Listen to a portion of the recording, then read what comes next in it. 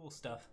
Okay, so I have a plan for today, and that plan is to do Justice card breakdowns for people who have yeah. So for those of you who don't know what these are, basically we're gonna go through all of the Justice cards, and we're gonna talk about them. Oh, and actually it might be time card breakdowns. We'll do Justice. We're gonna do them out of order, guys. Okay. So, Justice card breakdowns. The faction of order, both in brutal tyranny and, I don't remember what the other one is, actual justice.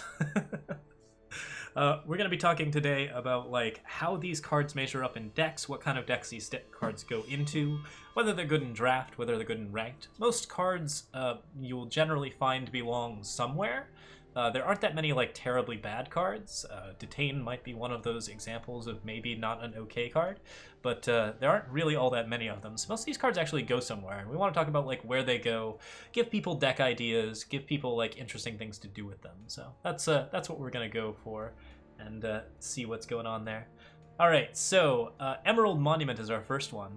We are looking at Transmute 5 +3/+3 Gemblade.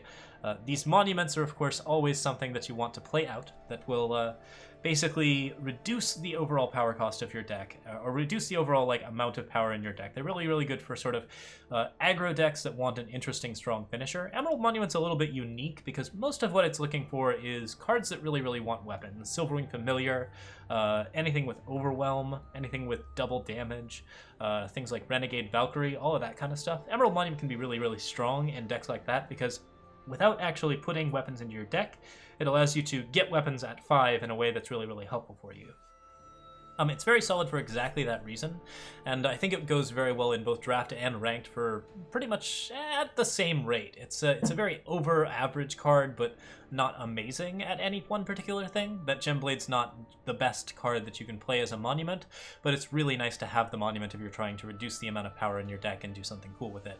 So yeah, Emerald Monument's pretty fun if you've got the right cards for it. You're basically looking for flyers, you're looking for double damage units. Detain, 1 cost, give an enemy unit -6 this turn. We'll go ahead and show the shiny premium version. So this card is a fast spell removal type situation. You can use it as a combat trick to basically match up your own 6/6 against someone else's 6/6 and actually get a card out of it. Detain usually doesn't trade more than 1 for 1, which means that it's typically not great as a combat trick. It's okay in draft in particular if you need some sort of combat trick, but it's probably pretty low on your list of picks. You do want combat tricks in drafts, so there are reasons to pick up this card, but it's definitely not a card that you should consider in ranked for really any reason. The only reason to run Detain would be to reduce the cost of a unit for some other effect. There aren't any effects in rank that really care about the cost of a unit yet, beyond things like Suffocate, where you probably already have better answers. So Detain's not amazing here. Yeah, have a good night, Iko Masoji. Alright, District Infantry, Empower +2/+2 this turn. So this card is really, really solid in draft. It's actually pretty solid in ranked as well. In both instances, it's actually an incredibly aggressive creature. This is actually a more aggressive unit than most red cards. Because it becomes a 3/3 every time it's on offense, District Infantry is one of the most powerful aggressive units that you can play. And there's a lot to be said for exactly how much damage it does. It has a tendency to peter out in decks where you don't have enough power, and that's something worth considering. But most of the time, the first 3 or 4 turns, it's going to be okay to attack for basically 3 a turn, and not really have any sort of legitimate block, especially in draft. As a result, District Infantry can push an amazing amount of damage, and that makes it a really, really strong card if your green deck is at all aggro-focused in draft. If you're playing a ranked deck with this particular card, then you're looking for a really hyper-fast aggro deck, something like Rakano Jito, anything where you're running really, really fast cards. District Infantry has an amazing amount of just effective stats in most situations. Its main risk is that, of course, it can be snowballed, it can be killed with all sorts of little tiny effects. There aren't really all that many that you're gonna be all that worried about in ranked either, but in draft, you have to worry about snowballs, you have to worry about Amethyst Acolyte. There are some cards that can actually just sort of hamper District Infantry. I think in both particular setups, it's actually just an A+ card. This is really a card that you want if you're going to be running an aggressive archetype of any kind. Elder's Feather, +1/+0 and flying. This card used to be a 1/1, and it was too good. One of those really surprising weapons, like actually a surprisingly good effect, despite the fact that the weapon generally offers like a bad trade for you, a 2-for-1. The ability to give any large unit flying effectively amounts to a lot of burn in a lot of situations. You can usually get like some really surprising amount of burst out of this card, and you can also get units that you really wouldn't normally be able to get across with this card. Since it's cheap, it's actually a really effective card for that reason. It's good at getting infiltrates across, good at getting lifesteal and double damage across. This is more of a draft card than a ranked card, but it actually sees play in both. And of course, with weapons like these, especially in green and red, you always have to consider the effect that war cries have on these cards. Having a 5/4 Elder's Feather for 1 is actually an amazing boost to your overall tempo and aggro, and like the ability to sort of buff these sort of underpowered weapons is actually really, really good. Elder's Feather used to be just a staple card. It's since been nerfed, but it's still solid enough to actually see play. Finest Hour, +3/+3 this turn. Amazing fast spell combat trick, good in draft and in ranked.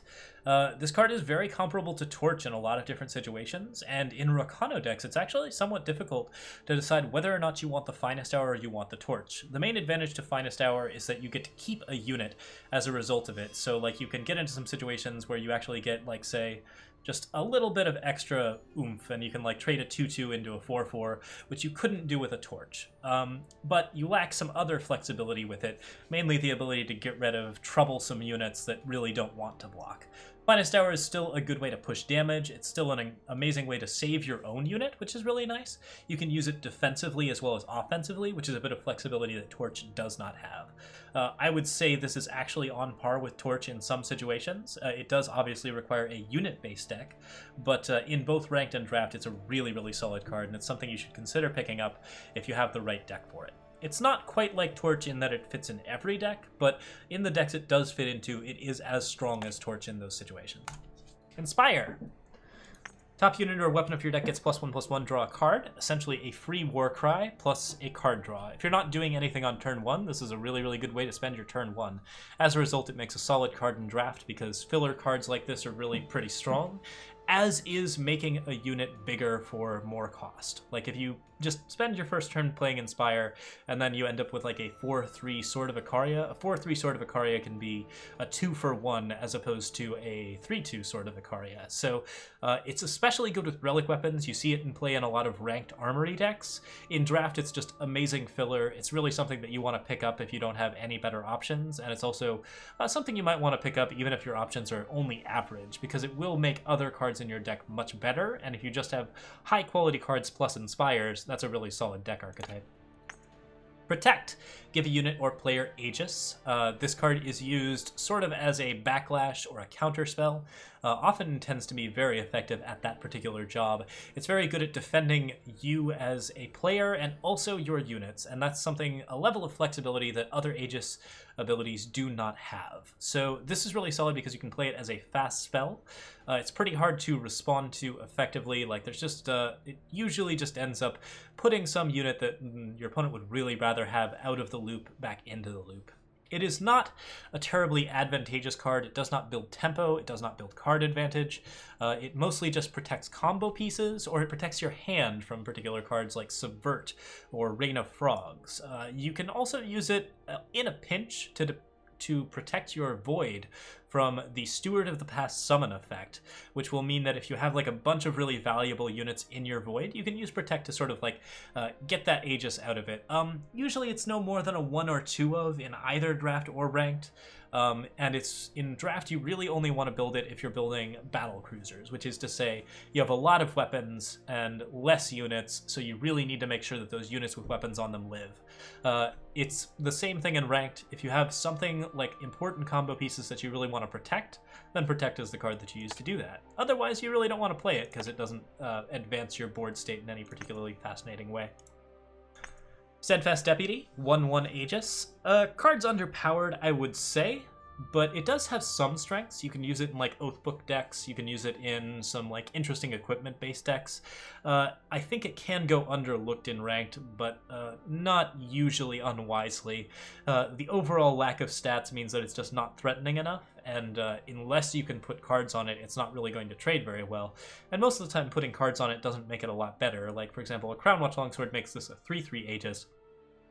And the fact that your opponent has to trade 2 cards for 2 here really doesn't make that a more appealing choice. It's not a bigger threat. If you have cool equipment to put on Steadfast Deputy, then give it a go in ranked. In draft, I probably wouldn't even bother unless your deck is just like 100% weapons. It's just not big enough in stats to really do what you want it to do. Tinker Apprentice. This card is stronger than people give it credit for, and is usually a valid alternative to Inspire. Give a unit or weapon in your hand +1/+1 as a summon. The 1/1 for 1. Now this card does build tempo in a pretty useful way, like having a 1/1 for 1 is just a decent thing if you're trying to do an aggressive setup for weapons, something like that. It also defends your weapons, which is really, really nice. You can use it as just sort of like a sacrifice bait to make sure that an Auric Rune Hammer lives for a turn longer than it normally would, which will pick you up like an extra card as a result. Tinker Apprentice is actually pretty crazy strong in some instances. I think it's also extremely good in draft. Usually you need a specific type of deck, but it's basically like some sort of armory focus or some sort of general focus where basically building tempo is more important than card advantage, is where Tinker Apprentice comes in. So if you're playing a deck that likes Inspire but also likes having a lot of stuff on the board, this is what Tinker Apprentice does better. Inspire is worse at building tempo but better at building card advantage for control archetypes.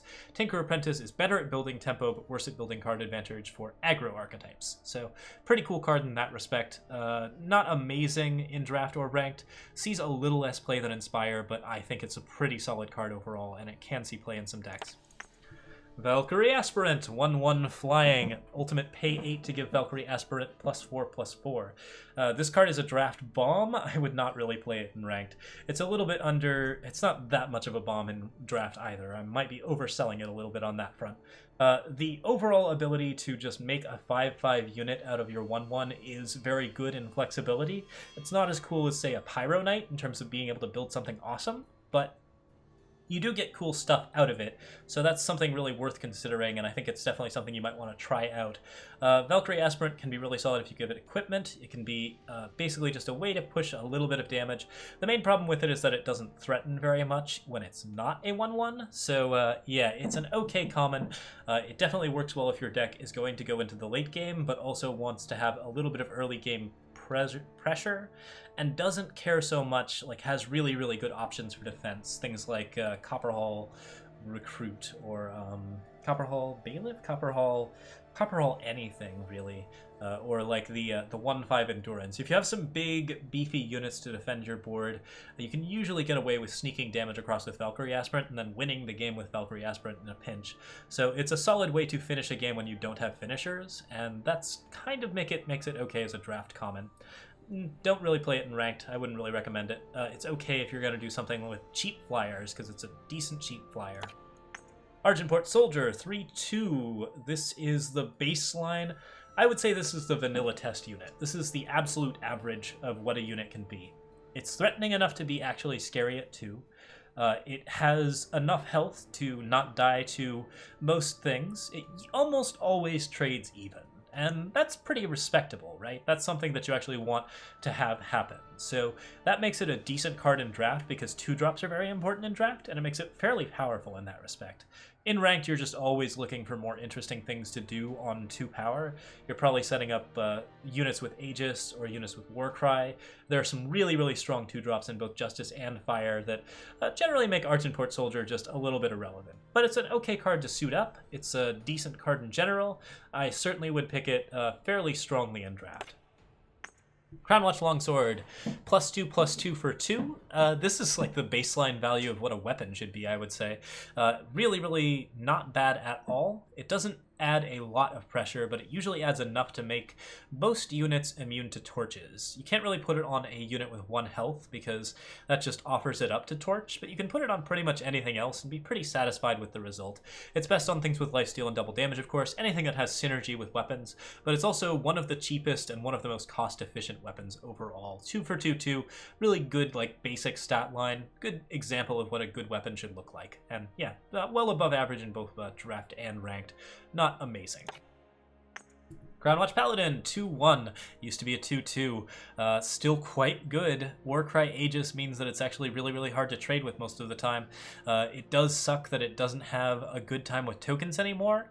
This is one of the more amazing 2-drops in the game, Rakano Outlaw being the other one. Rakano Outlaw might outpace it just a little bit now, but this is a good card to be equipping. This is a really strong card to have in draft, and it's a really strong card to have in ranked. I think in both instances that Warcry really pulls through. It is almost always going to trade even as well as get a Warcry, and in the times where it doesn't trade even, it usually means that it ate at least a card and a half of someone else's stuff. So it ate a Levitate and then a like Snowball, or it ate like any number of like actually useful things. It's very hard to kill Crownwatch Paladin without getting away with an even trade or better, and that's the reason why Crownwatch Paladin is still very strong in both ranked and draft. Eager Owlet, +3 attack. Rakano Outlaw did not get nerfed, Merovec. It's just Crownwatch Paladin that got nerfed. People really did not like Crownwatch Paladin. I don't think it was completely out of control, but it was definitely well on the way. All right, so Eager Owlet is a 3/3 in the air if you have other flying units. If you have the amount of flying units able to make this good in draft, I think you should definitely play it in draft. There's actually a strong case for just having a 2-cost 0/3. So Owlet is not a bad card just by itself in most decks. Typically, you're going to have other flying units to buff it up. You don't need a lot to make Owlet good. Owlet will usually get at least a little bit of value out of defending your health total by being a 0/3 that can block lots of silly little flyers. It's a very strong pick in draft for exactly that reason. In ranked, obviously you put it in decks that have lots of flyers, and if you put it in decks that have lots of flyers, you'll be pretty pleased with the result. But you do need a lot of flyers to make it work. Overall, pretty strong card. Minotaur Grunt, 1/3 Warcry. This card is actually kind of in the running now. It's okay at pushing those Warcries for advantage. It's terrible at trading with other units. The main thing about it is that 3 health just means that it's a little bit more durable than most things that you can play at 2. That makes it a very strong draft card, and it might even be a stronger draft card than Crownwatch Paladin at this point, because it's hard to kill, and it continually builds those Warcries. So building a lot of Warcries onto units with early aggression can be an extremely effective way to end out the game in the late game.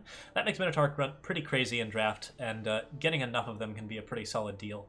The main issue here is that Minotaur Grunt is probably not going to trade with anything. Somebody's going to find a way to kill it eventually. It's going to be mostly for free. The question is, can you get enough Warcries out of the Minotaur Grunt before the Minotaur Grunt becomes useless or becomes just always blocked? If that's the case, then Minotaur Grunt is a very strong 2-drop, and maybe even a stronger choice than Crownwatch Paladin. If that's not the case, then Minotaur Grunt is mostly okay. I don't think it's a terribly strong card in ranked. It's just it doesn't have enough pressure on its own, and you always want a card to have at least the ability to pressure out a game on its own. I don't think that the Warcry of Minotaur Grunt does enough here, and there's too many things that can just deal 3 damage and take it off the map. So overall, not amazing in ranked, probably better off with Crownwatch Paladin, but in draft, definitely a solid pickup. Paladin Oathbook, definitely a draft bomb if you can get it. Really fun in ranked as well. When you attack the enemy player with exactly 1 unit, it gets +1/+1. So this card is really good at making every single one of your sort of underpowered 2-drops into really strong, aggressive, and terrible units. The risk in ranked is that the cards that you will attack with will get bigger, your opponent will deal with them one at a time as befits him, and he'll have all of the time in the world to set up for a fun control archetype and just basically finish you with that particular setup. Paladin Oathbook is a card advantage card. It is essentially designed to make really big threats that are harder to deal with, but you do have that disadvantage of tempo. You have to lose out on tempo to make Paladin Oathbook work. That's a consideration rank that you really have to be very careful around. In draft, it's far more likely to help you out in ways that are really, really beneficial. I think it's an absolute bomb in draft for exactly that reason. Oathbook decks exist in both forms. I would say that in ranked, you definitely want like Oathbook decks to be based around cards like Silverwing Familiar, or anything with Aegis. We'll talk about Silverwing Familiar a little bit more in just a second. Rebuke. Silence and stun a unit. This is... How shall I put this? It's not an amazing card, but it is actually a card that you can use in both ranked and draft. And I actually would strongly insist that you can use this card in ranked. I have never seen anyone use this card in ranked, except someone just did to me recently because they were like a little short on money for cards, I'm guessing. But it is actually a very solid closer and a cheap, effective removal card for an aggro deck that basically just gets a unit out of the way while you go and kill all of their stuff. I think that Rebuke is just very, very solid at getting rid of a lot of different threats, and because it's so flexible as to what it can hit, most removal is somewhat conditional. Rebuke is not conditional, it just doesn't remove the creature fully. So Rebuke is probably something that you can actually run if you're running some sort of aggressive Combre. Yep, Raspberry Floof has got it. It's very good if you're running some sort of like aggressive Rakano. I have not seen people make enough use of this card, but it is an aggro archetype that you can do in ranked, and it's just not interesting enough for most players, or like they really don't want to like sacrifice card advantage and sacrifice their long game for what is essentially a very, very aggressive card that doesn't do enough. So yeah, this is specific to some types of metas, but it's interesting in ranked for that reason.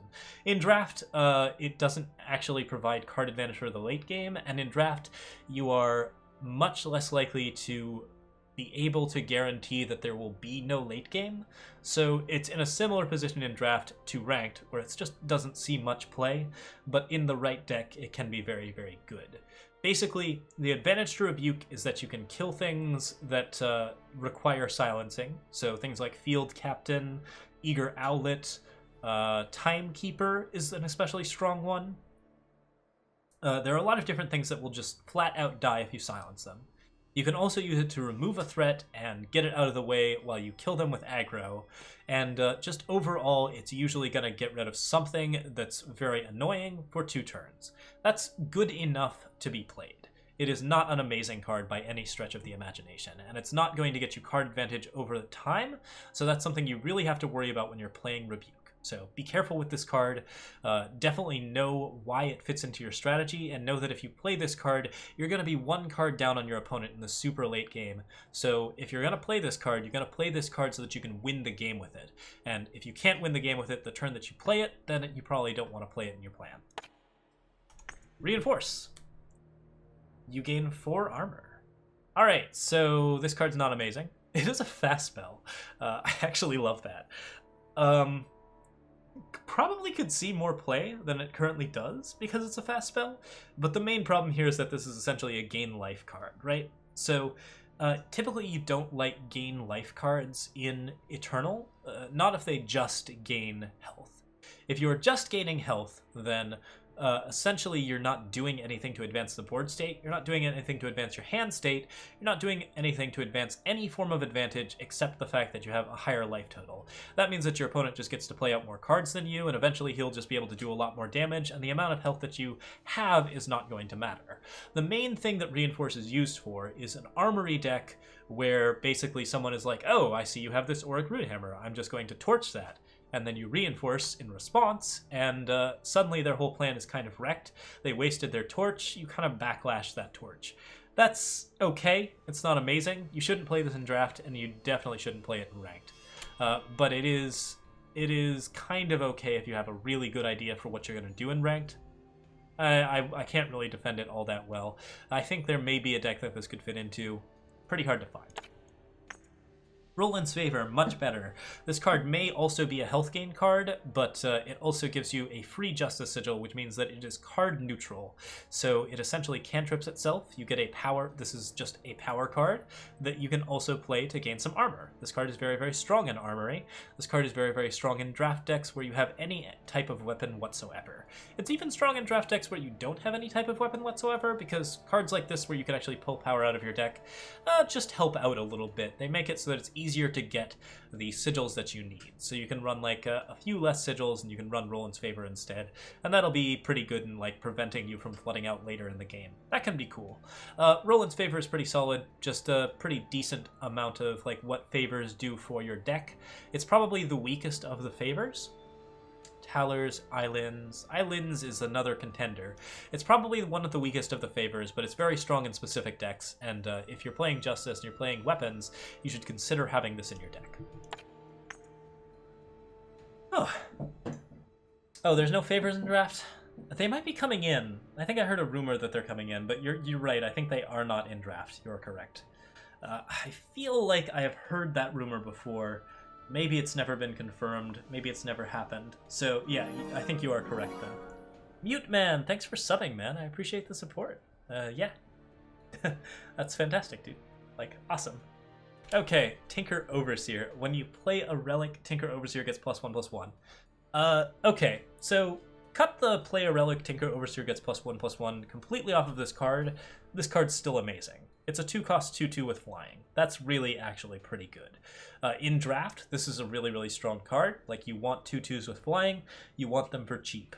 Twilight Raptor is the only other card that I can think of that's a 2/2 with flying that is just like a really amazing card, and Twilight Raptor is usually a 2-cost card effectively in draft as well. So this card is very, very strong in draft for exactly that reason. With most decks, you can actually, even with aggro archetypes, you can play Tinker Overseer in ranked without any relics in your deck. Like, this will actually do enough. It's just well statted and pretty overall, like, solid. Getting the extra +1/+1 is really, really nice. It means it's a very strong Oathbook card in particular. And it's also good with relic weapons, of course. So if you're playing Auric Rune Hammer, Sword of Ikaria, there are a lot of things that Tinker Overseer can actually do for you. The main problem with it in ranked is that it competes with other really good 2-drop cards, specifically Crownwatch Paladin, and of course like all of the fun Rakano stuff, all of the good Combre stuff. Tinker Overseer has a hard time hitting those particular slots, but if you're playing like an Owlet deck, Tinker Overseer is the other card that you're definitely gonna include in ranked. And in draft, it's just an amazing bomb. Really, really solid. Pretty solid way to just finish out a game. Vanquish, kill a unit with 4 power or more. One of the better removal cards in the game, not a fast spell, so that's a slight strike against it, but it's pretty flexible, and it's well capable of removing almost all of the things that you most want to remove with 2 power. That's actually really relevant because, like, yeah, Vanquish is the card that unconditionally kills most of the things that you most want to unconditionally kill. Typically, the biggest threats are hybrid cards with 4 power or more. There are a couple of exceptions, and Vanquish will always suffer at the hands of those exceptions. Steward of the Past, Statuary Maiden, Black Sky Harbinger, all of those things Vanquish cannot kill. But Vanquish is very, very flexible at getting rid of basically any sort of big, slow strategy. And that means that it's really, really solid as an aggro archetype. Because it is removal, it's always strong in draft. And yeah, it's just a really, really solid card. All in all, you want removal, you want good removal, you want removal that can access a lot of different units and like be very flexible. Vanquish is that card. Auric Sentry, Endurance Warcry 1/5. This card is incredibly good at getting you your Warcries. One of the best cards at getting you all of your Warcries. And at 3, it's probably like one of the last cards that you can use to get your Warcries. There are not that many 4-cost cards that are going to get a lot of amazing Warcries out, especially in draft. There's one exception, Longhorn Sergeant, I believe, but that's worse statted than Auric Sentry. Auric Sentry does not trade. It merely builds Warcries. It also defends your health total in a way that's pretty beneficial. That 5 health is one of the toughest things that you can play at 3, so it is definitely going to slow your opponent down some. The combination of slowing your opponent down some and building up a really big unit or weapon means that Auric Sentry is pretty solid in draft. In fact, I would say it's a very, very high pick, especially if you can get some weapons to put on top of it, because having an endurance unit with weapons is really, really strong.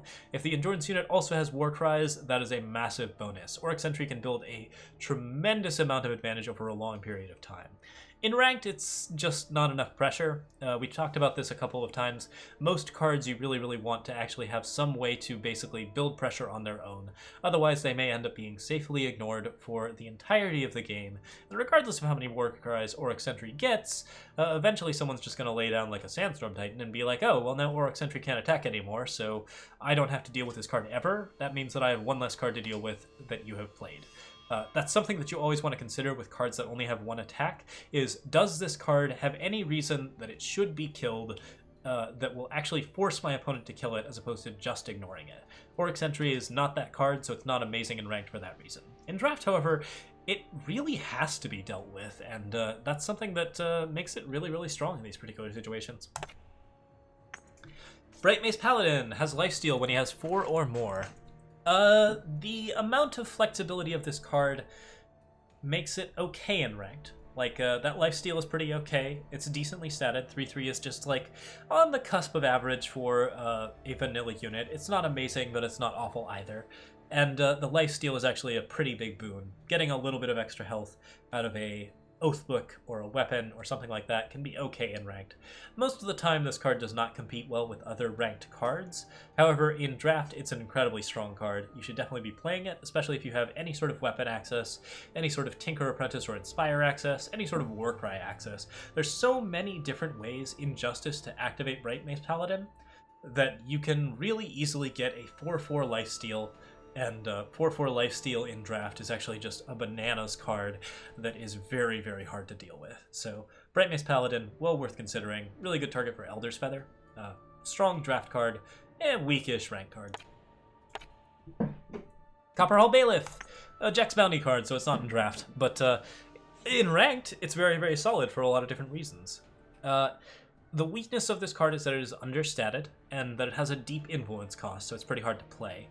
But this card not only just nails token decks to the wall and makes it very, very hard for them to progress, it also just generally gets a decent amount of value out of its overall defensiveness and the fact that it can usually sneak Warcries underneath things.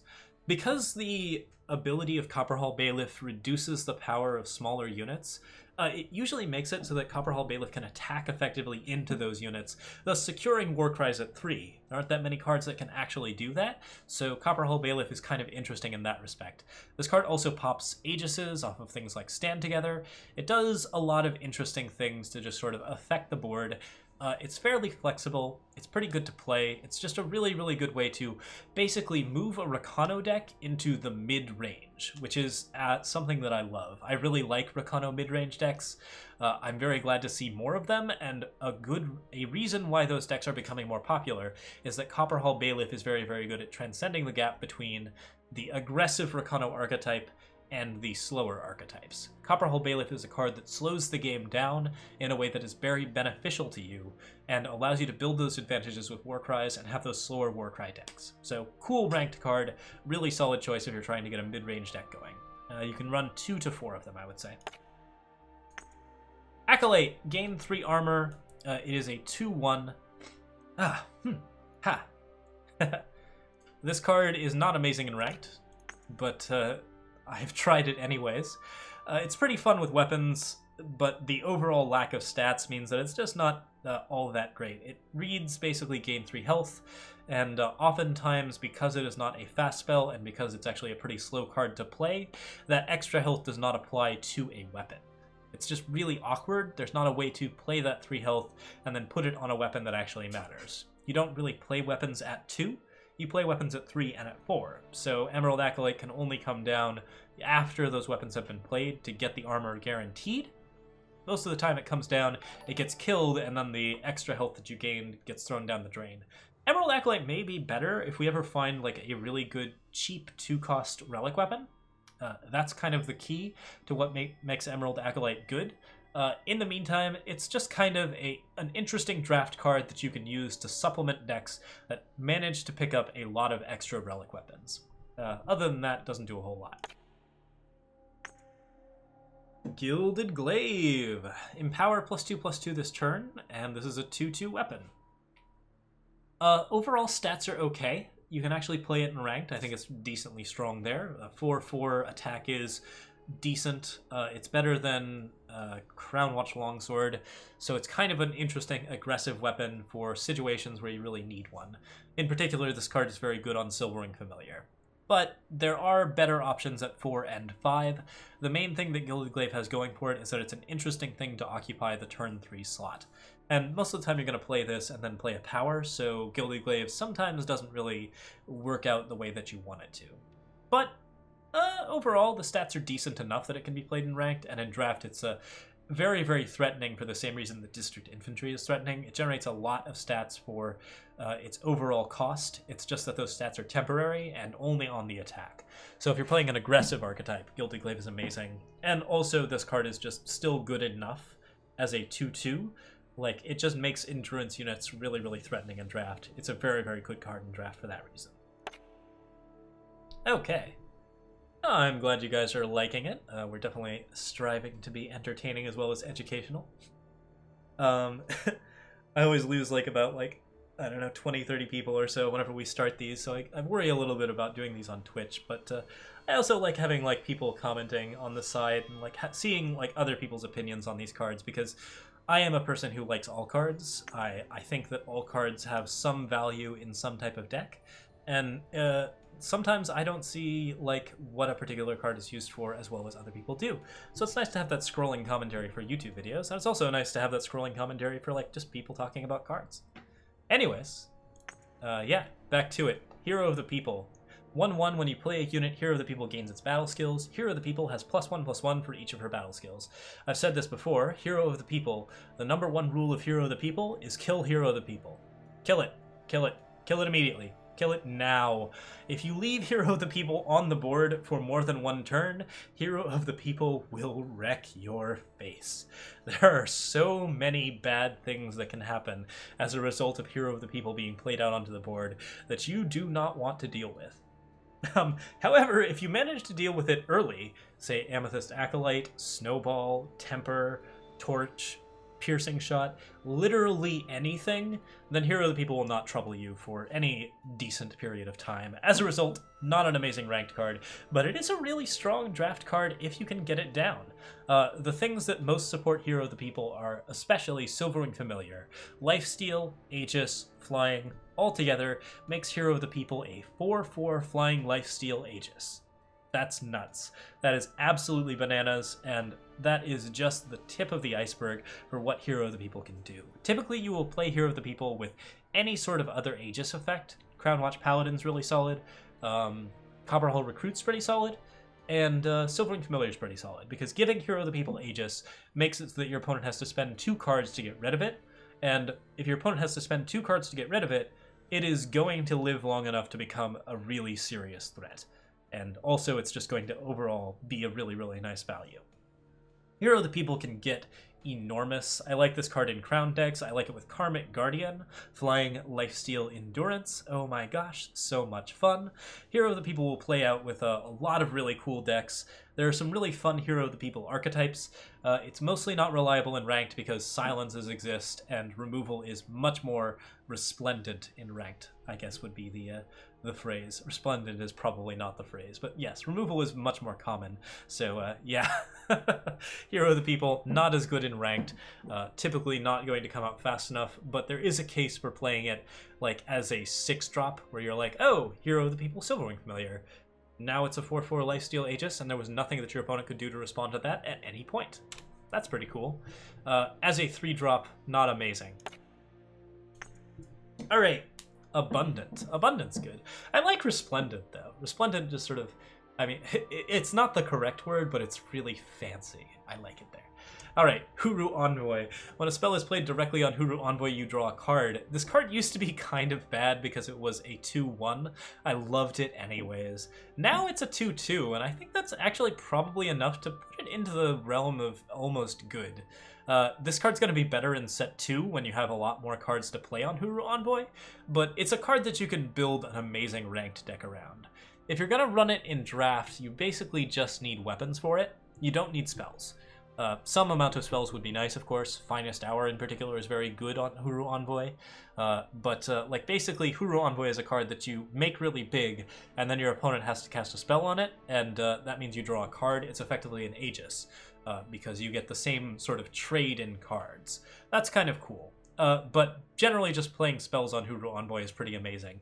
Accelerated Evolution is one of my favorite ones because it's an echo card that you can play twice on Hooroo Envoy to draw 2 cards. Levitate's really fun. Draw a card, draw a card. There are a lot of different ways to make Hooroo Envoy just draw you an infinite amount of cards, and that's really, really delightful as an overall game engine. I don't like it as much as Oni Quartermaster, also a 3-cost 2/2, less influence, and generally just a few more combos. But it is a cool combo card in Ranked. You can do some fun things with it. We've built some interesting decks with these. You can check out our... Oh man, I don't even remember what it's called, but we have an Eternal Brew on the matter somewhere along these lines where we run Rapid Shot and Righteous Fury. It's almost certainly Righteous something. I don't remember what it's called. Loyal Watchwing, 1/1 Flying Warcry. I'm not amazed by it in Draft, but it's okay. Being able to fly over your opponent's head and build Warcry is pretty cool. In Ranked, really not going to provide enough pressure. There's just a much better flyer for 3, even at this stat line. So usually Loyal Watchwing does not see a lot of play in Ranked. It's just too easy to kill, and once again, it doesn't provide any pressure. But in Draft, you can use it to basically get lots of Warcries across and make your other stuff big. That can be really relevant. If you put equipment on it, having a flyer with equipment is always nice. So having flyers of these types in green tends to be okay. It's certainly an average Draft card. Other than that, not too much to say about this one. Mark of Shame. The cursed unit has -3 strength. This is pseudo removal. I think it's primarily intended as Draft fodder. You want it for Draft so that you can make things go away in Draft in green, because sometimes you don't have enough ways to make things go away in Draft in green. It's a better card than Detain, but it doesn't really get rid of most problems, and oftentimes it doesn't even actually get rid of big problems in a way that you want to. So it's pretty uneven, I would say. It will be okay in Draft. You definitely do want some amount of removal in Draft, so if you're hurting for removal, pick this up. If you're not sure if you're going to get removal, probably pick this up. If you see really good cards, Mark of Shame will probably just go by the wayside. But yeah, it's okay if you're going to be drafting green. In Ranked, I see no reason to ever run this. Just not good enough, not doing enough for you. There are so many better things to be doing at 3-cost. Order of the Spire. Order of the Spire has Empower, double Order of the Spire's strength and health. As a 1/1, you can play this on 4 to make it 2/2, and then it'll be a 4/4 on 5, and then an 8/8, and then a 16/16, and a 32/32, and a 64/64, and yeah, this card is the most likely to become a 999/999 in Eternal. Card has some interesting strengths. Can actually be played in Ranked if you can defend it well enough. Protect is the primary key there. The other thing about it that makes it really interesting is that if you put weapons on it, or if you use anything to actually like buff it up, like Crown Watch Cavalry, anything that increases Order of the Spire's strength and toughness really increases the amount that it can double. So putting like a Crown Watch Longsword on Order of the Spire will make it a 3/3. Then you play a power, it becomes a 6/6. And if you lose the Crown Watch Longsword, it'll be a 4/4. So that kind of thing is something that Order of the Spire is particularly good with. If you can find ways to artificially buff it, that's really nice. I really like this card in weird 3-color Haunting Scream decks because it is one of those cards that can become extremely enormous, and it's really fun to Haunting Scream when it is a 999. Yeah, this is the card you use to get the achievement for 999 damage. There is an achievement for that in Eternal, so if you want it, play Gauntlet with this card. It's a pretty good way to do that. You can also use it to get a bunch of health with Healer's Cloak, and that will give you another achievement. So, pretty fun stuff. And even a valid strategy in some ranked decks. Okay, Privilege of Rank. Draw 2 Justice Sigils from your deck. If Privilege of Rank is discarded, play it. As far as this card goes, you should first off just ignore the part about it being discarded. Like, just don't think about that for a moment. 3 cost, draw 2 Justice Sigils from your deck is actually really good. This is, in many ways, the equivalent of a Wisdom of the Elders, where you pay 3, you get 2 cards. Those 2 cards are a specific 2 cards, but they're 2 cards that you almost always need in green. So, as a result, Privilege of Rank is actually a really interesting card advantage card that can help you out in a lot of different ways. It will encourage flooding, and that's something you have to be considerate of. So, like, mostly you want to play this in decks where you want a lot of power, but you also want card advantage. So, Vodachan decks, Big Combre, lots of decks like that. It's very, very solid in draft for exactly that reason. If you can find a way to discard it, even better.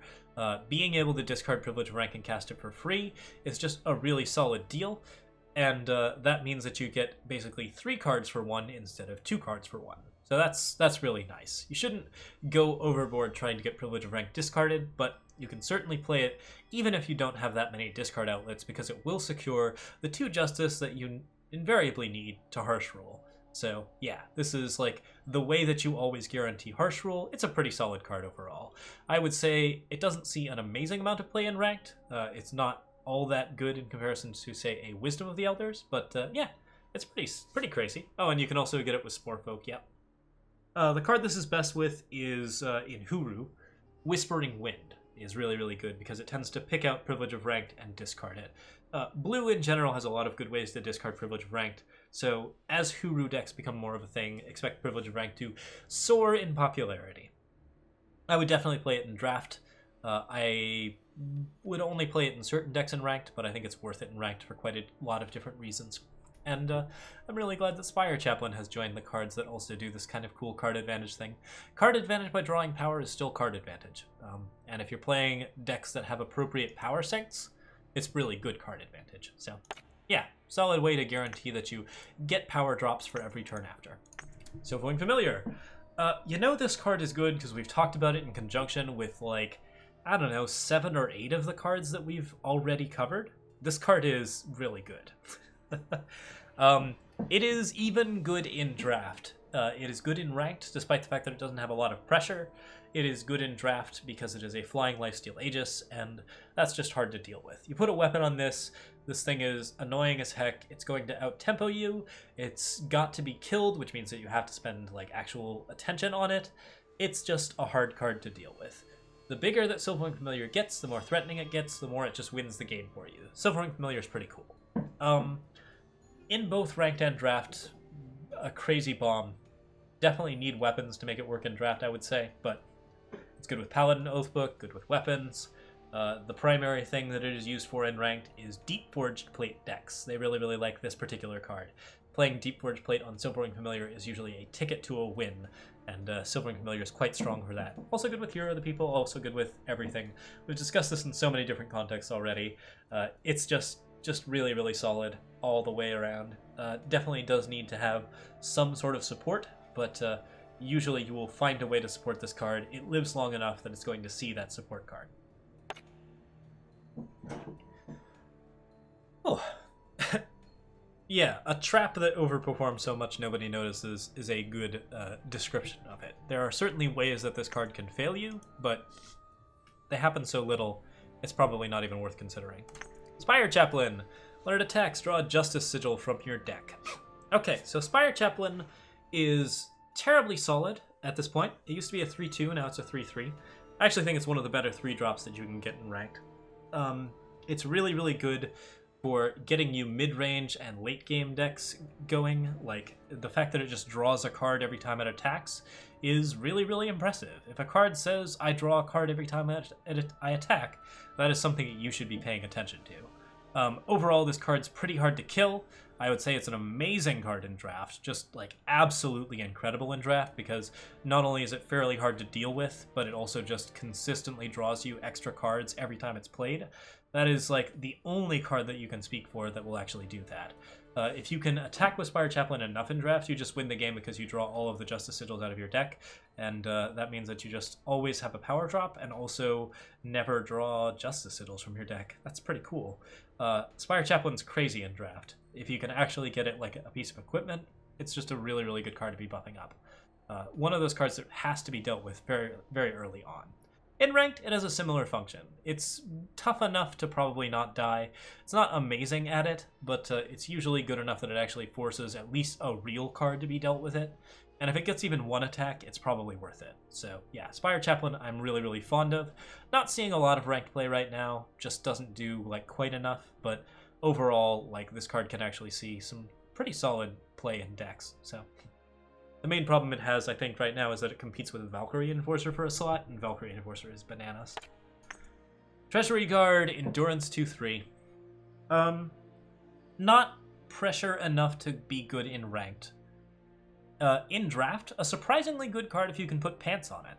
Basically, anytime that you can get weapons on this card becomes very, very threatening, because it not only is just a big unit that your opponent may not be able to actually adequately defend against, it's also a big unit that your opponent can't attack into.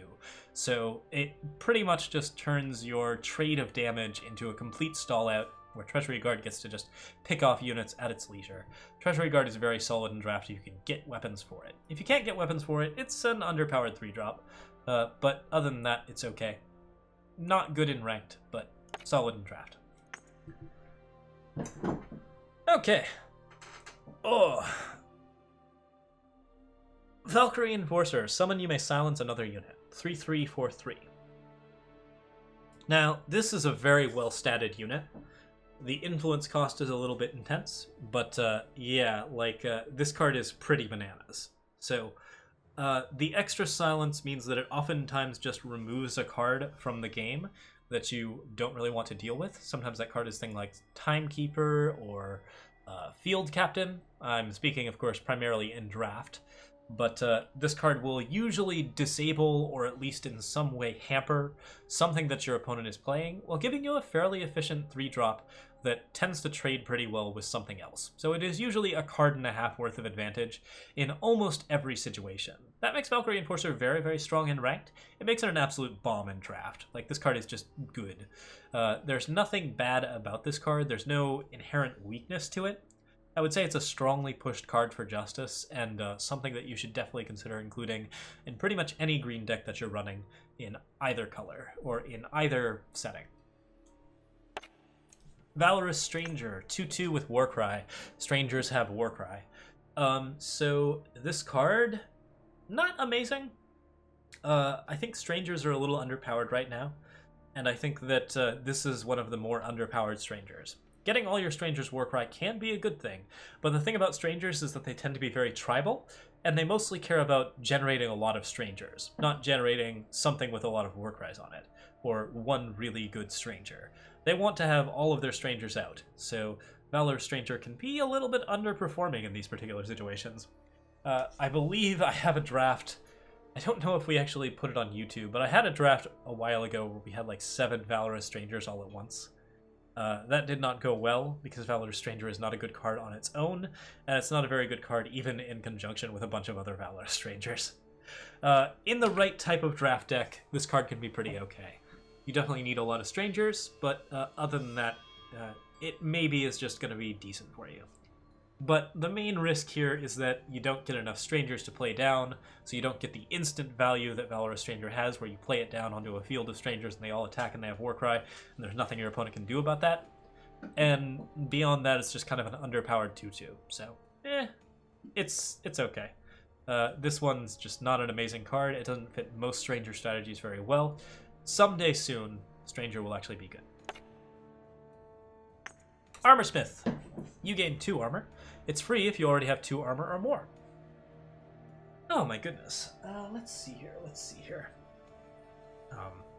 So this card is very, very solid in armory decks, which is to say that if you are playing any sort of deck that wants to play lots of relic weapons, Armorsmith is the card that you really, really want to basically influence those weapons, because having a free extra 2 armor can be extremely effective. It also gives you a unit to defend. This is something... So we've talked about the 2-1 that gives you 3 armor. This one is way better because basically you always play it on the same turn that you play the weapon, and it also defends the weapon in a way that's really, really beneficial to you. That extra armor is really beneficial as well. Armorsmith doesn't always make the cut for armory, but it is a really, really solid card in those situations. Armorsmith is crazy good in armory decks. I actually don't even recommend it in draft. There are some ways that if you get like the exact right combination of relic weapons and armorsmith that things go very well for you. But you don't really want to play this card on its own. It's not very good if it's free. The one thing that you can do with it that's kind of cool in armory decks is you can have this archetype where you play the 3-cost 2/1 that gives you armor, and then you play a bunch of free armorsmiths, and then you have an insane rush aggro deck. That's a fun draft archetype. Fairly hard to draft for because armorsmith is an uncommon, but kind of cool all in all. So interesting stuff, interesting stuff. Yeah. Anyways, armorsmith, very solid card in armory decks in particular, so well worth considering in that particular ranked archetype. Not really good outside of that. Auric Rune Hammer, 4/1, you are invulnerable to damage this turn. This card almost always gets you a 2-for-1, especially in any situation where you have some amount of board presence, which is usually the case in a Justice deck. So as a result, it's a very, very strong card. It goes pretty well with Warcries. It's not amazing with Warcries, because that 1 health means that you have to get a lot of Warcries on it for it to really be valuable. But overall, this card will usually trade 2-for-1, force some sort of bad attacks, do some things that basically just make your opponent have to respond to you in a way that is not beneficial to them. Even if that doesn't happen, Auric Rune Hammer will usually get at least a 1-for-1, and it won't cost you health in the process, so it's a very, very good removal card. I think this card is incredibly strong. It sees a lot of play in Rakano mid-range decks, and can see even play in Combray decks as well. Combray oftentimes uses Vanquish instead, but Auric Rune Hammer is a solid choice as well. Yeah, overall this card is pretty insane. I would definitely recommend it for draft because it is, of course, just a really effective removal. And in ranked, it's just a very, very solid way to get rid of a unit. It's also particularly good as a counter to Umbran Reaper because it makes you invulnerable to damage for the turn. So you play it, you get rid of the Umbran Reaper without taking 5 damage, and then you don't take another 5 damage. That's pretty solid. It's quite a beating, very hard for Stone's card decks to deal with in that particular respect. Yeah, this is a crazy strong ranked card, really, really solid in a large variety of decks. But it is mostly control-oriented, I should say. It is about the card advantage, it is not about the aggression. It's not very fast, doesn't have any sort of tempo to it, it's pretty easy to kill, so it basically just slows the game down. So don't use it in most aggro archetypes, definitely use it in your slower control types. Bronze Cuirass. I'm sure I have a premium version of this. There we go. 0/4 draw card summon. Better card in draft than I think people give it credit for. Definitely nice to make certain things just completely invulnerable forever. Good on Warcry units, good on flyers, good on a lot of things. I think that overall it's just a fun way to buff up a unit and make it very, very hard to kill in draft. In ranked, you'd pretty much never want to play this, just it's too much power to be spending for such a weak effect. And even though it's card neutral, its tempo is very, very bad. So not amazing for you in those particular setups. Could be okay in like a Rakano deck where you are trying to get lots of card draw with Oni Quartermaster. But I'm skeptical. Copperall Blessing. You and your units are invulnerable to damage this turn. This is a pretty good combat trick. It can turn a lot of combats into extremely bad things for your opponent. It also can just be used as a counterspell for a Flame Blast. That's a level of flexibility that you really, really want in a fast spell. I think this card gets undersold in ranked on occasion. I think it's a very, very strong card in draft in particular. Like, just a decent card to play a combat trick and get a lot of good things out of a situation. It's not amazingly flexible, and there are a lot of situations where Copperhall Blessing won't save you or won't actually do anything to help you, so that's worth considering, and that's the reason why it doesn't see a lot of play in ranked. But overall, decent in draft. Copperhall Recruit, 2/5. Vanilla, pretty boring. Definitely not good enough for ranked because it doesn't provide a lot of pressure. In draft, it is something that you can play if you want to stall the game out to the late game. I wouldn't recommend it overall, but it can be okay. Crownwatch Cavalry, 2/2, summon, give one of your other units Crownwatch Cavalry strength and health. This card is really, really fun in Warcry sets. I think it's an amazing card in Draft in particular, and it can be a good card in Ranked. There are a couple of Ranked decks that are starting to pick this up for specific reasons. The main ones being power and toughness buffs are usually better than weapons for certain types of cards, like Ephemeral Wisp, or anything that you're going to Dark Return, anything that you're going to get back in some way. You can get recursive advantage out of Crownwatch Cavalry in that respect. Typically, Crownwatch Cavalry does not see a lot of play in Ranked, just because weapons do so much more in the immediate instant. So you can usually get some cool effects out of a weapon that you wouldn't get out of Crownwatch Cavalry, but Crownwatch Cavalry has more interesting applications in the long game. And in Draft, it is a card that your opponent kind of has to deal with that also makes one of your other cards very threatening. So, very strong pickup in Draft. Hammer of Might. Summon Warcry 3 this turn, 3/3. This weapon is insanely strong. Another really nice thing to be doing at 4 in Justice. So the stats are a full 6/6 in power for 4. That's pretty well above average, and it's spread out in a way that's pretty nice. Like, the +3/+3 is good enough to actually make a unit survivable and pretty hard to deal with, and the other +3/+3 is exactly the same on something different. If it ends up on a Relic Weapon, that's especially bad. If it ends up on a flying unit, that's especially bad. There are a lot of things that Hammer of Might goes on that just make your opponent very, very sad about life. So Hammer of Might usually represents 2 large threats that your opponent has to deal with, and can usually end up being as much as a 2 or 3 for 1. I think the card's insanely strong. I think it's an extremely strong ranked card. It is obviously a draft bomb, just a really, really solid weapon that you can use to make your units better, and weapons are already kind of strong in draft because they make it so that your opponent has a hard time dealing with you with the limited amount of removal that they have. Mantle of Justice, +1/+1 for each of your green influence. I don't think this card is in... this card might actually be in draft now. I think it actually got moved into draft. It would be a very strong draft card in almost any deck, because it is just a continually advancing level of, like, extra just damage and fun. In Ranked, you don't see a lot of it, but it's okay in mono green for exactly the reasons that you would expect. It is very, very big. It tends to provide a lot of stats for what its cost is, and you can even use, like, strangers and stuff to buff up that green influence, although I wouldn't terribly recommend it. Yeah, Mantle of Justice is a really cool way to make a really, really big unit. It's pretty dull, and usually it's so dull that you don't want to do anything with it in Ranked, because it doesn't offer you any sort of extra advantage beyond size. But that size does increase even after Mantle of Justice has been played, so that's something worth considering. Silvering Familiar. Give an enemy unit -2 strength, 2/2 flyer. So this card has a double Justice influence, which actually always surprises me, because the card is, like, almost strictly worse than Valkyrie Enforcer in every way, including cost. I think if this card costs 3, it might still be pretty hard to run in most decks. It's an okay card in draft because it does provide you with a 2/2 that you can actually pressure with, and it also gives you a little bit of removal. So that's something well worth considering in draft. I would say the card is slightly above average, but not amazing as a draft pick. In Ranked, I wouldn't run it basically ever. I can't think of a particular reason to run it beyond popping Aegises, which there are a lot of good ways to do in green. Stalwart Shield, +1/+3 and Endurance. You can play this card in Ranked as a cheap alternative to Deep Forge Plate, and sometimes you might actually want to.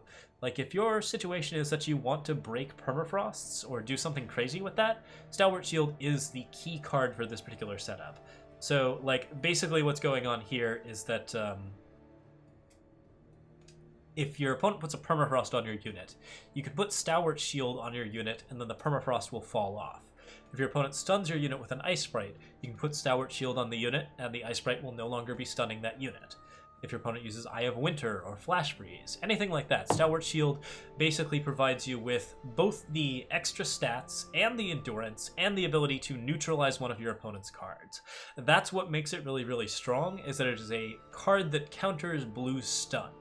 And blue stun is a very common form of removal for blue, so that's something that you really have to consider. I don't see a lot of play, it doesn't see a lot of play in Ranked, primarily since the overall stats on it have been nerfed. It's only a 1-3 now, and it was dang good as a 1-4. I would say that it is still a very, very strong card in Draft in particular. It was just so good in Draft that it actually had to be nerfed, and it's still pretty good now.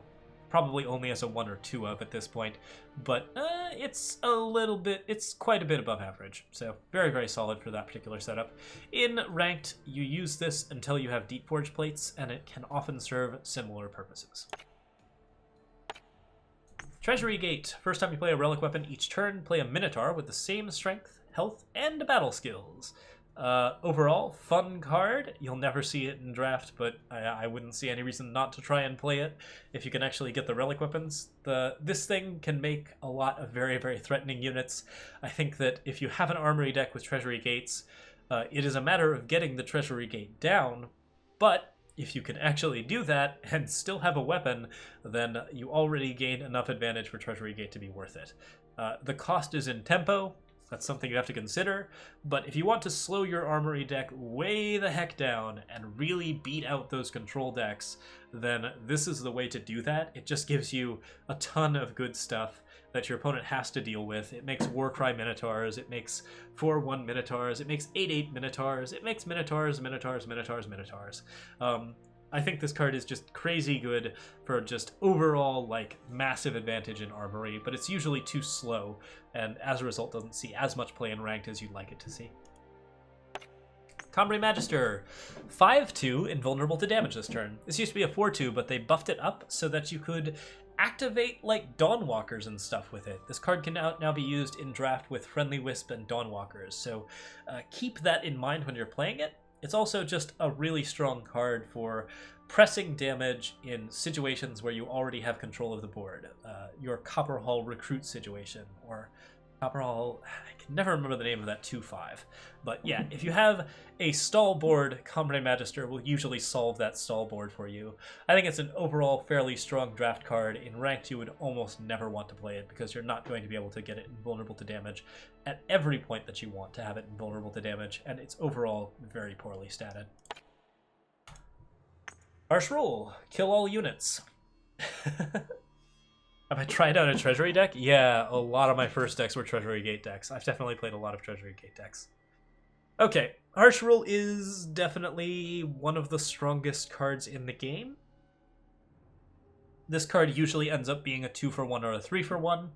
It almost always manages to fit you into some situation of advantage if you are playing slow control. It's a really good way to reset the board, get you into the late game, and really just start doing amazing things with all of your fun cards that cost a lot of power. If you want to play cards that cost a lot of power, you're going to be playing Harsh Rule. If you want to play an aggro deck, you're probably not going to be playing Harsh Rule. I would say definitely play it in Draft if you get it. In Draft, you tend to get into situations where your opponent can just like totally blow you out, and turning those around with a Harsh Rule, just pressing the reset button can be really good. So can just not playing anything and playing a surprise Harsh Rule, because it's a good rare. People don't expect it. People pretty much can't play around it. Harsh Rule is kind of amazing in that particular respect. Oh, do I not have a premium version? The premium version of this card looks amazing, by the way. Can we show it? Yeah, there you go. There you go. Yeah, so this card's really, really solid. It is a ranked staple. It is absolutely a pushed card. You want to have this card in your deck if you are playing slow control, and you typically want to have as many as 4 of them. There are situations where you don't want Harsh Rule, and learning to recognize those situations is sort of the difference between, like, a master deck that is going to win a tournament and a master deck that isn't. But for the most part, if you just stack 4 Harsh Rules and you're playing a deck that does all of its other jobs well enough, you'll get to master with this at least. So yeah, crazy good card, really, really solid. And overall, learning when it's not good is a very, very high-end skill because it's good in most situations. Hone!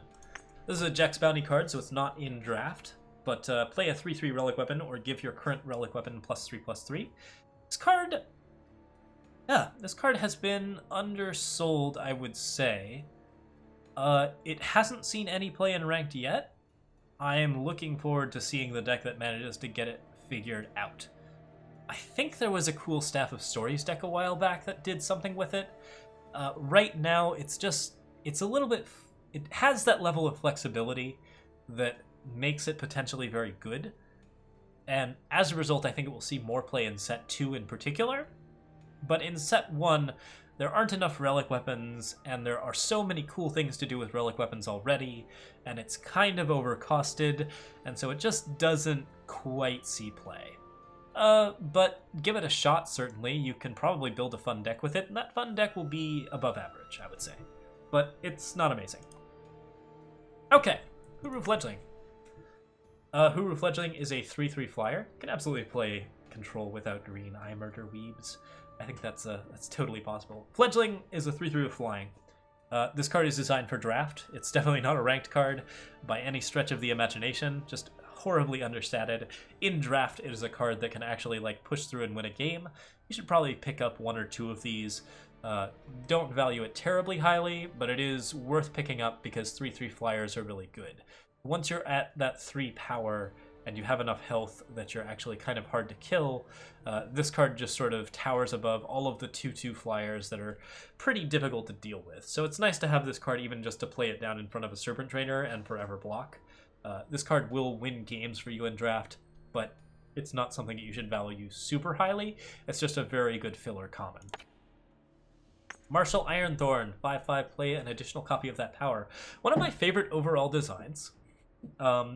So 5/5, empower, play an additional copy of that power, and ultimate, pay 15 to kill all enemy units.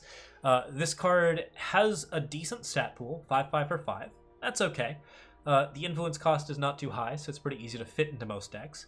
The empower ability is incredibly strong, and usually means that you play Martial Ironthorn on 6. You play your 5-cost card, then you play your power, and then you go up to 7 immediately. Next turn you have 8 power. That's just enough to activate a Seraph, or play a Great Parliament for 2, or any number of amazing things that Martial Ironthorn can do. Ironthorn is very, very good at getting you all of the power you need to do ridiculous, ridiculous things. But the other thing about him is that if you leave him unattended, if you don't silence him, if you don't kill him, then he will just wipe out the entire enemy board, and that's a problem that your opponent has to deal with. So Ironthorn is really, really, really solid. Just really, really good overall on stats, has an ultimate that absolutely has to be dealt with, and his Empower is strong enough just to be played on its own. There's nothing about Ironthorn that isn't good. His main issue is that he's just like, he's a little vanilla if he doesn't get his ultimate, and if you don't have a way to leverage that Empower. But overall, I think this card is really, really strong. You should play it in Seraph decks, Big Combre, Great Parliament, anything with Mystic Ascendant, Ironthorn really likes. There are a lot of green cards and yellow cards in particular that Martial Ironthorn loves, and we often base some cool, like, Feln/Justice decks around him as well. Ironthorn is just a really cool way to get into your late game and make your late game count. And if you manage to play a lot of power, then you can just play him down and 420 kill all of the enemy's units. That's not bad.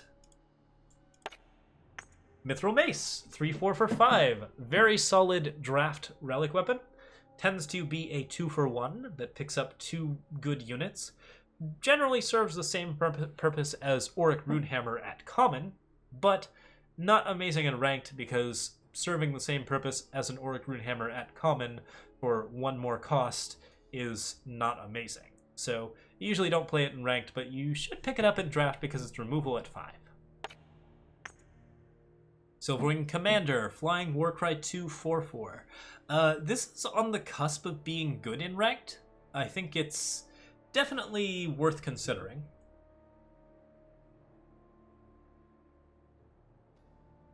It's one of the few units with multiple Warcries on it, and it also has flying and is invulnerable to Torch, so lots of things about it that are pretty solid overall. But the main thing that it is good in is as a draft bomb. This is a card that, of course, not only is fairly hard to deal with and has enough pressure to really pressure out your opponent, but also is good at being defensive, and those war cries really build up your late game overall advantage. It's just a little bit understated in ranked overall, so it doesn't see a lot of play, but in draft you definitely want to pick this up, value it super highly. Throne Warden, not a Jekk's Bounty card, so I think it can be played in draft. Yeah, I believe it's a Vara's Journey card. 4/4 Aegis, summon, you gain 4 armor. When this card came out, I think people were like, oh, this is the least impressive card in the set. And now it's in every Armory deck and most of the other Combre decks. It's real good. There's a lot to be said about Throne Warden. So it's hard to kill. It is big enough that it actually has to be dealt with. It gains you health in a way that's actually pretty beneficial. It buffs armor so it means that it's pretty good with relic weapons in particular, and it's very good at defending that armor as well, because it's just kind of a big unit that you can put in front of just about anything. This is like the new staple armory card, and this card is the reason why Armor Smith in particular has fallen out of favor, just because sometimes you need slots for Throne Warden, and Throne Warden's so good that why wouldn't you just play Throne Warden? Yeah, card's pretty nuts, really, really strong in Armory, pretty strong in draft as well for all of the same reasons. You do want to have the ability to gain a little bit of health on top of have a decent unit that is hard to kill, and Throne Warden does all of those things, so well worth it in both draft and ranked. Alright, so Augmented Form, give a unit +6/+6. This one costs 6. Is a legendary, so you won't see it much in draft, but I would probably recommend it in draft because it is a fast spell that gets you an instant bit of advantage and then also just makes a unit that is impossible to kill. This card will win you games in draft real fast. In ranked, it tends to be countered by like hard removal, so not amazing in those situations. There are a couple of decks that can run it, but for the most part it's no better than just like a really good weapon, so usually doesn't see a lot of play. I think that there are some really cool decks that can run this. It's fun with Ephemeral Wisps in particular. Anything that you can use to continually resurrect a unit. Augmented Form is a continuous buff that can't be silenced away, so Augmented Form is really, really fun in that respect. I think Augmented Form is fun in ranked and amazing in draft. Alright, we're almost done here, right? Yeah, wow, there's a lot of green cards. Ceremonial Mask, 4/4, give one of your units +4/+4 this turn. Crazy, crazy draft card. The +4/+4 this turn really matters from like an attacking perspective. This card stall breaks pretty well. It doesn't usually kill something amazingly large, which is something you have to consider, but if you've already got your opponent pretty close to dead, Ceremonial Mask is going to get them the rest of the way there, or at least force them to block with their large unit while you pick up another one of their units with a 4/4 weapon. So yeah, overall, bomb card in draft, something well worth considering. Definitely pick it up in that situation. In ranked, it just doesn't do quite enough. It's a 4/4. That +4/+4 is usually not big enough, and you can do better things with your time at 6. Civic Peacekeeper. Empower, stun an enemy unit. 3/3. So this is underpowered, I would say, overall. It's definitely not going to do much for you in ranked because it just gets killed too fast. In draft, it is a stall breaker, so it's a way to finish the game if you never picked up a finisher. This card will get passed pretty frequently, so it's worth picking up in the late game if you didn't find any sort of card to actually win the game. This is a way to win the game that is not a bomb, I guess is what I would call it. It's also good if you manage to build an Empower draft deck. So if you manage to get like Privilege of Rank or Spire Chaplain, Civic Peacekeeper is a much better card for exactly the reason that you expect. You have enough power to constantly be playing power every turn. But overall, the stun effect is a little bit limited. This card is not amazing in draft or ranked. Fourth Tree Elder, absolute draft bomb. One of the best cards that you can get in draft as an uncommon. A 4/6 flying endurance is just really hard to kill, and it's so big that it really is just very hard to deal with. 4 power is enough to be really, really threatening as far as like overall weapons are concerned. So like it's just really, really hard to deal with. It's going to pressure your opponent out. It's going to block your opponent's stuff and prevent them from aggroing you to death. overall, it's just going to win games for you over and over and over again. In ranked, you might run it if you're basically hurting for cards. Like, this card is strong enough to be played in ranked, but it doesn't do a lot for any particular strategy. It's just kind of a good card. So consider that in ranked, but generally you'll replace this with like a cool legendary later on. Plated Demolisher, 8/8. Summon, you gain 2 armor. At the start of the enemy turn, if you have no armor, sacrifice Plated Demolisher. Very efficient card with endurance, so like it is actually harder to wreck the armor on Plated Demolisher than you might expect, and if you're playing like sort of a Relic Weapon deck, you could play this card and maybe get away with it. I haven't seen the ranked archetype that does that yet, but there's some metas that it'll fit into. I certainly like this card. I think it's really quirky and interesting. It's one of the last quirky and interesting cards overall, like just like really, really weird cards that somehow managed to stick around. They made it into open beta. I'm sure we'll be seeing more of those cards come back, but when the set got smaller, Plated Demolisher somehow did not go away, and I'm really, really happy about that. Yeah, this card's really fun.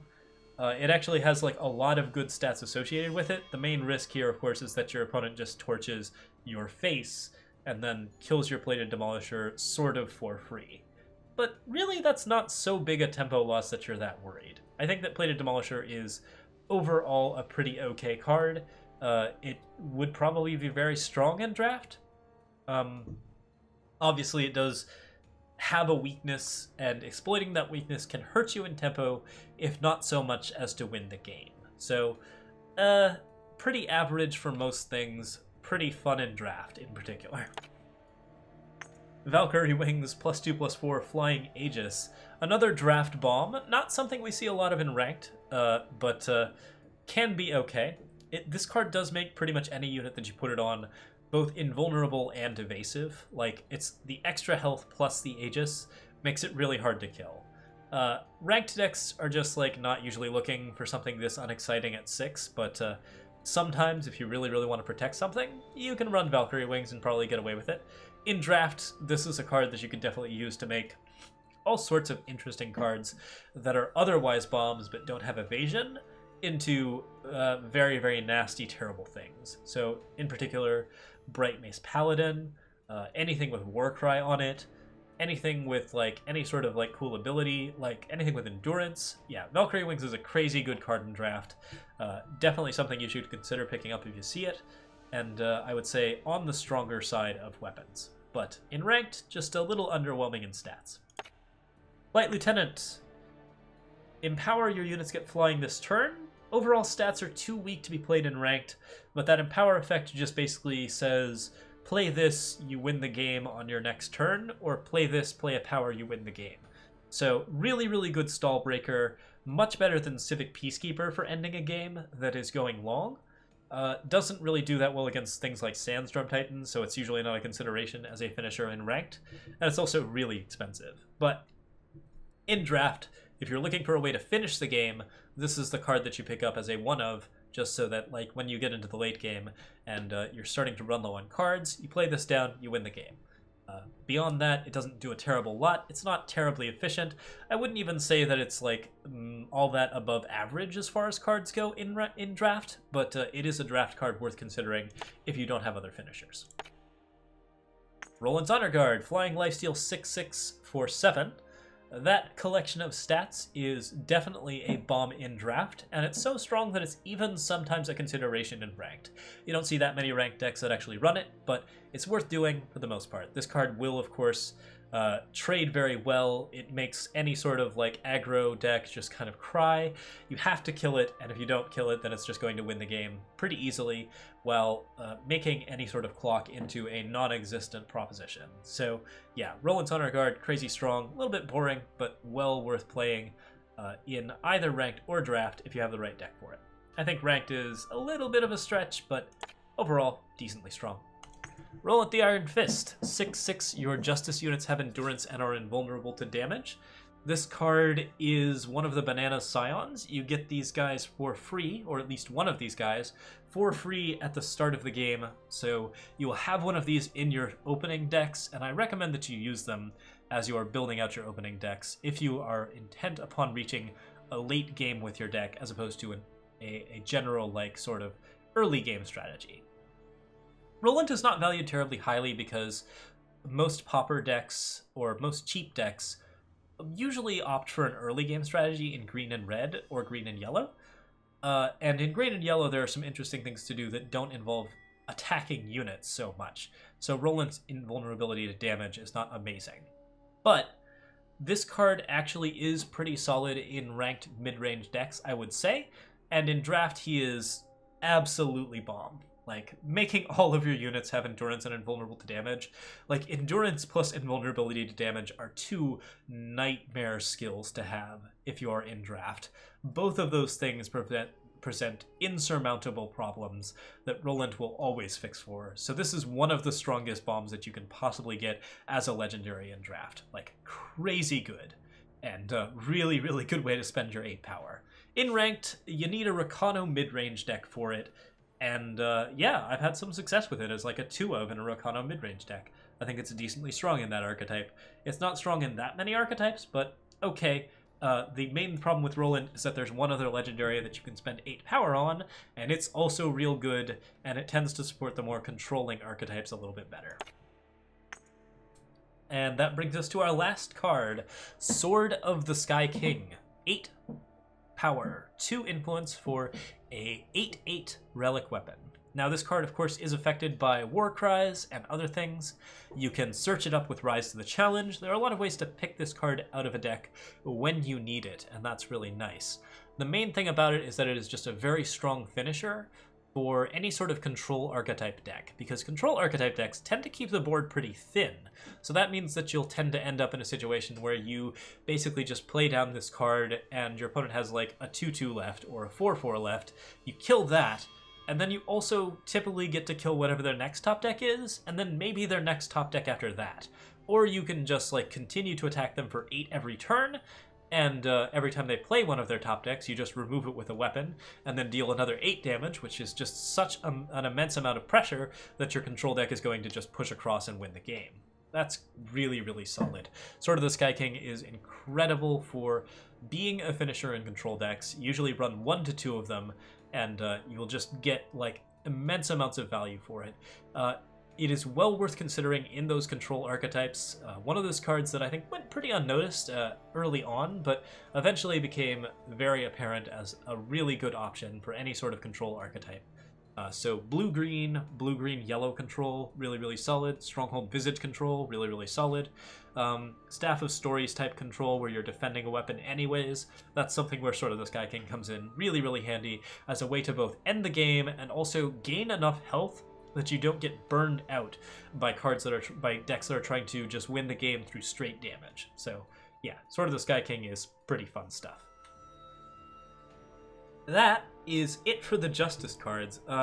Overall, Justice has a lot of like really impressively statted units, really impressively statted weapons, a lot of cards that are just overall high on card quality and high on board advantage and value, and that makes them a very, very good starter color if you're just trying to get a handle on the basics of Eternal. If you want to like really get an idea of how like unit-based combat works and how relic weapons work and how like all of the like overall like building advantage type sets of things go, then Justice is really the set of cards that you want to do it with. And there's enough good cards in these lists that you really can't make that many wrong choices. I think it's a really solid solid setup for anyone who wants to build a basics deck. So yeah, that's my thoughts on Justice, and that concludes this particular segment. For the people on YouTube, I will see you guys next time.